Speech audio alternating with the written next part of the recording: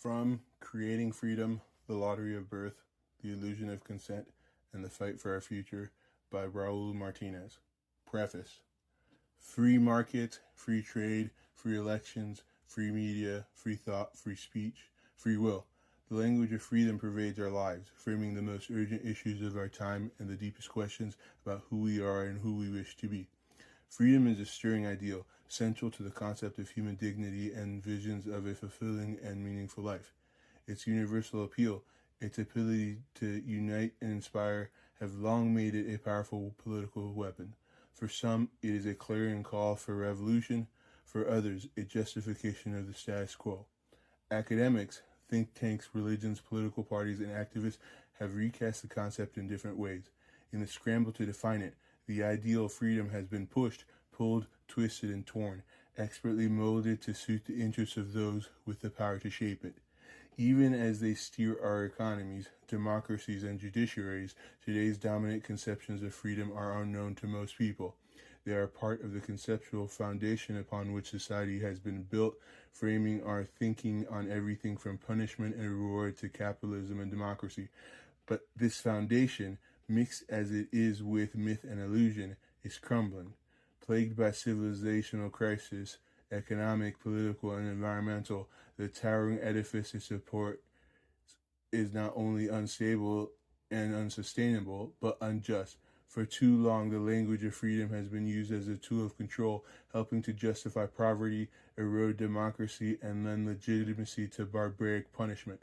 As inequality soars, economic crises erupt, people work longer for less.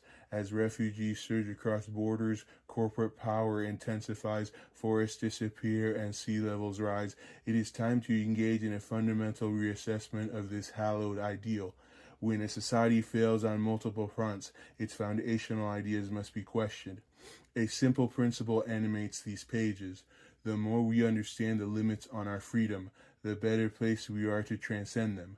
We may well be less free than we like to think, but only through understanding the freedom we lack can we enhance the freedom we possess.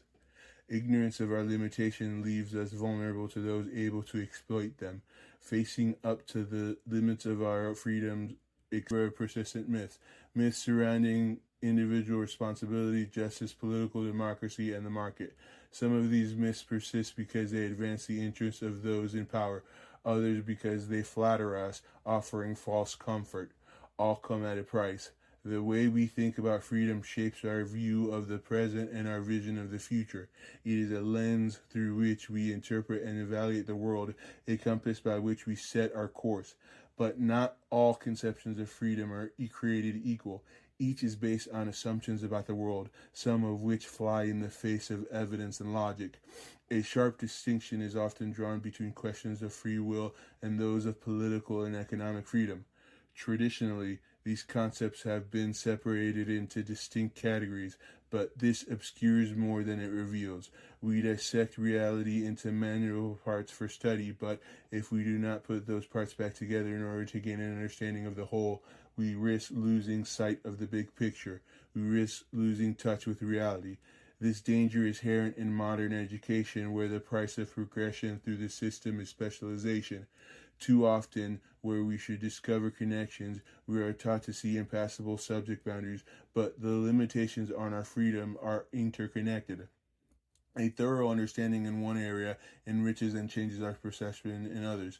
To delve deeply into the meaning of freedom, we have to breach disciplinary boundaries along the way.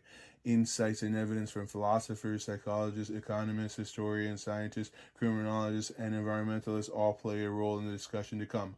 By building connections and teasing out their far-reaching implications, a radical, cohesive framework emerges, one that provides a much-needed overview of where we are and where we could be.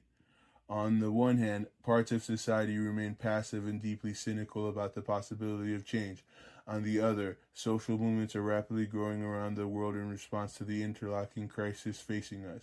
More and more people are questioning the systems that dominate their lives and diminish their liberty. Against this backdrop, it is time to reclaim the ideal of freedom for the urgent task of putting people and planet before profit and power. We need a movement born of a shift in consciousness, one that will challenge the assumptions upon which our society is founded. To value truth, that elusive but all-important ideal, is to try and follow it beyond the shell that encloses our present understanding, to break through the defining labels of our inherited identity, the disciplinary boundaries that characterize our education, and the limits set by society on our imagination. This book challenges ingrained assumptions about ourselves and the world and calls for an urgent transformation in our thinking and behavior. It is a manifesto for deep and radical change. Through the prism of freedom, it examines the limitations of our dominant ideas and the failings of our current system, but it also explores the great potential that exists to create something better. The ideas and means to do this already exist, but we need to share them with each other, connect with each other, and act on them. We need a revolution in our thinking that will spark a revolution in the way we organize our lives and structure our societies. A better world is possible, but if we take our freedom for granted, we extinguish the possibility of attaining it.